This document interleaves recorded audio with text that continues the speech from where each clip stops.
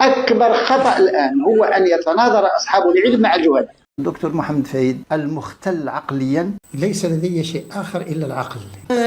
حمق شدوش اكتئاب دائم، اكتئاب لمدة شهرين وثلاثة وستة وعام سنة وسنتين، هذا الاكتئاب دائم. والناس كتلاقى مع السيد كيبقى يشوف فيك واش انت كافر. كاع وصلنا لهذا الحد، علاش انا غنعيش كاع لو وليت كافر بهذه الطريقه هذه؟ علاش غنعيش؟ لماذا ساعيش؟ لماذا غنموت حسن؟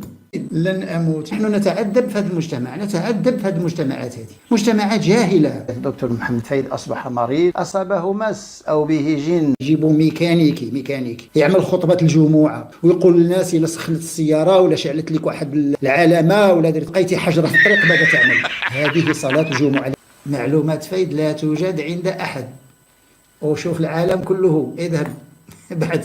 فالحق حركه الدكتور محمد فايد والباطل حركه القوم. نسد لهم المحلات، حتى مالين الصيكوك ممنوع يبيعوا الصيكوك في الزنقة، حتى مالين الدسر ممنوع يبيعوا الدسر في الزنقة.